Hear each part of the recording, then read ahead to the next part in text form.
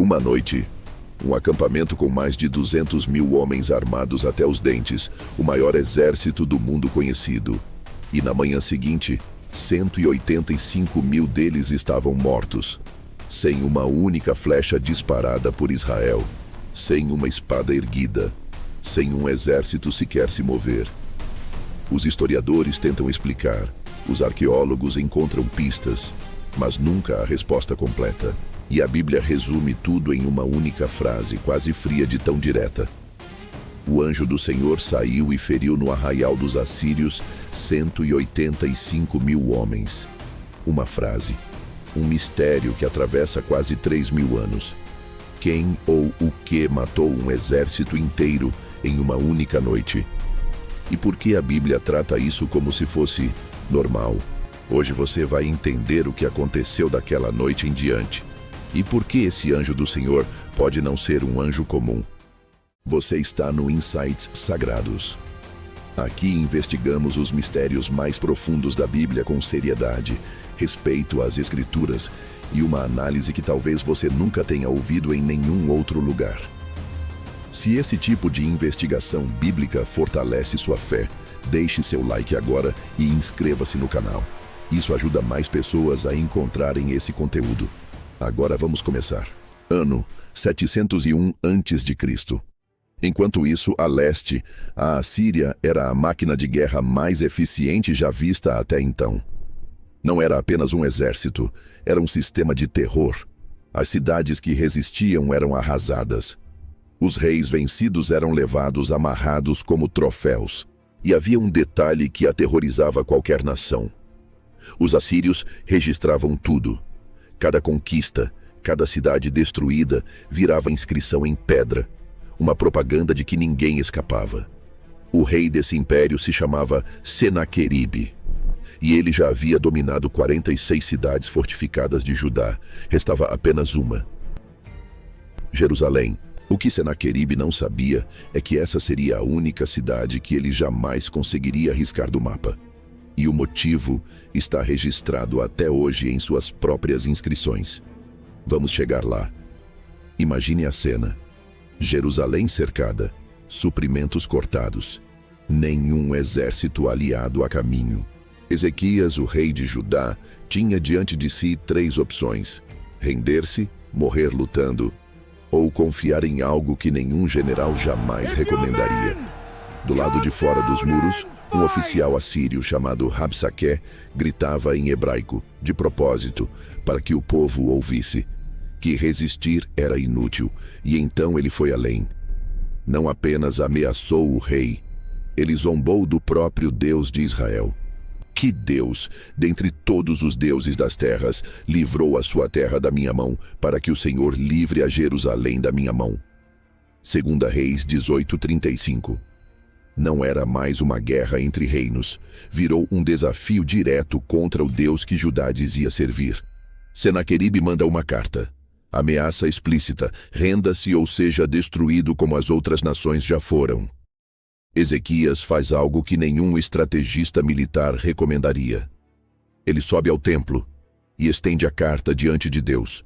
Não pede exército, não pede armas, não pede um milagre para se salvar.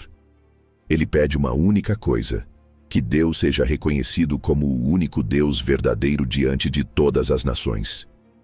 É o tipo de oração que expõe o que realmente importava para aquele rei. Não a própria sobrevivência, mas a reputação de Deus. E a resposta não demora. O profeta Isaías entra e declara, da parte do Senhor: ele não entrará nesta cidade, nem lançará nela flecha alguma. 2 Reis 19:32. Palavras fortes, fáceis de dizer.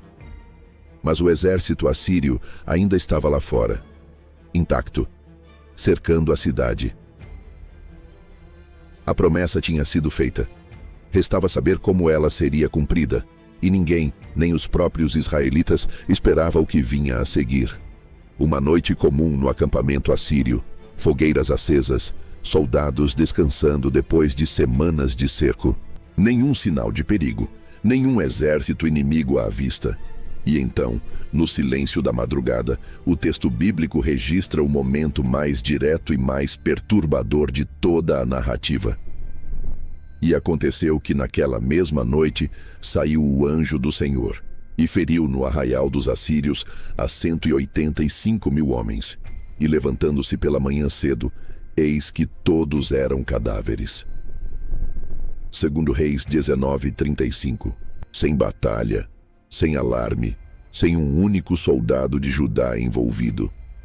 Na manhã seguinte, o maior exército da região simplesmente não existia mais.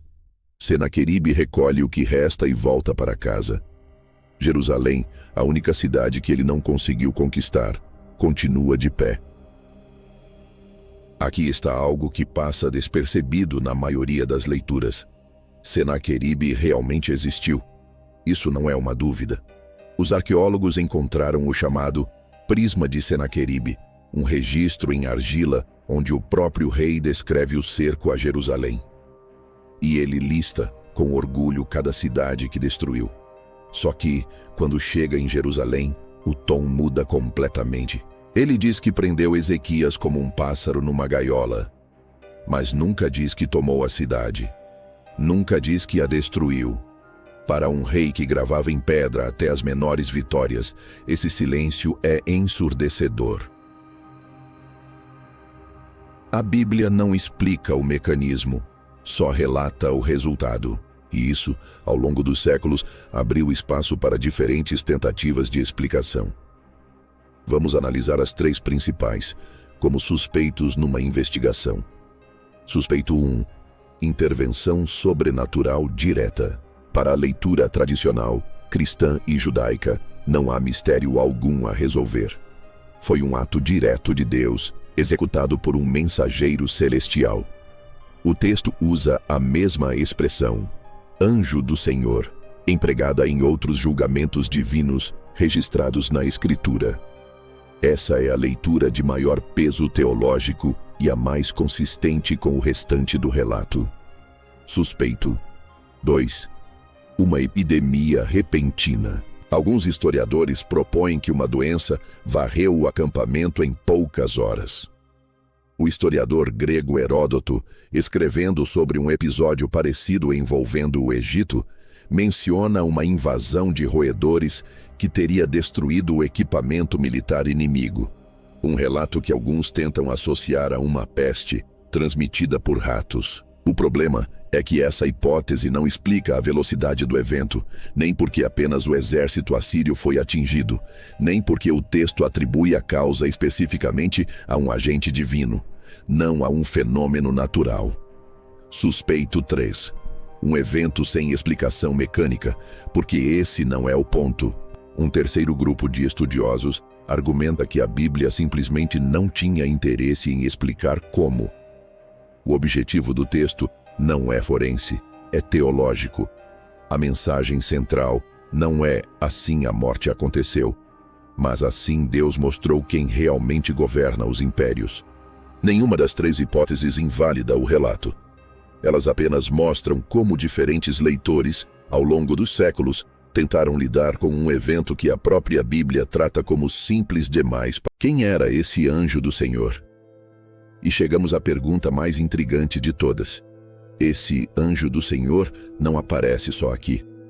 A mesma expressão aparece na sarça ardente, falando com Moisés como se fosse o próprio Deus. Com Gideão, sendo chamado diretamente de Senhor. Com Abraão, no momento em que impede o sacrifício de Isaque. E agora, indo diante de um exército inteiro para executar um juízo. Repare no padrão. Em quase todas essas aparições, o texto trata essa figura de um jeito estranho. Ora como um mensageiro enviado, ora como se fosse o próprio Deus falando na primeira pessoa.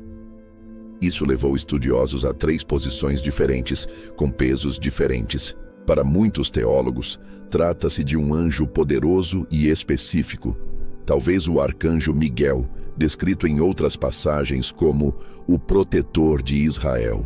Para uma tradição teológica mais antiga, especialmente entre pais da Igreja e teólogos da Reforma, Esse anjo do Senhor é entendido como uma manifestação pré-encarnada do próprio Filho de Deus, aparecendo antes de Belém, já exercendo autoridade divina sobre nações inteiras.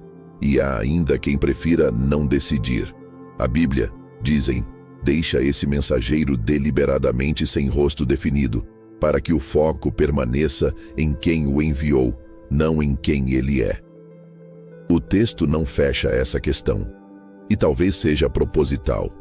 O mistério sobre a identidade do mensageiro obriga o leitor a olhar para quem o enviou. No fim, o exército mais temido do mundo antigo não foi derrotado por estratégia, número ou força. Foi derrotado numa noite silenciosa, sem que ninguém de Judá levantasse uma arma. A lição que atravessa esse relato é simples de enunciar e difícil de viver. O tamanho do problema nunca foi o que determinou o resultado. O que determinou foi a quem Ezequias decidiu recorrer quando todas as opções humanas já haviam se esgotado. Quantas vezes você já enfrentou um exército que parecia impossível de vencer? Um diagnóstico, uma dívida, uma situação sem saída visível. A história de Ezequias não promete que o problema desaparece do jeito que você imagina. Promete que ele não está sozinho diante do cerco. E agora fica a pergunta: você acredita que foi apenas um anjo comum? Ou esse episódio revela algo ainda maior escondido nas Escrituras? Escreva sua opinião nos comentários. Quero muito ler o que você pensa. Se esse vídeo fortaleceu sua fé e despertou sua curiosidade pelas Escrituras, deixe seu like, se inscreva no canal e compartilhe com alguém que precisa ouvir essa história. Que Deus abençoe a sua semana.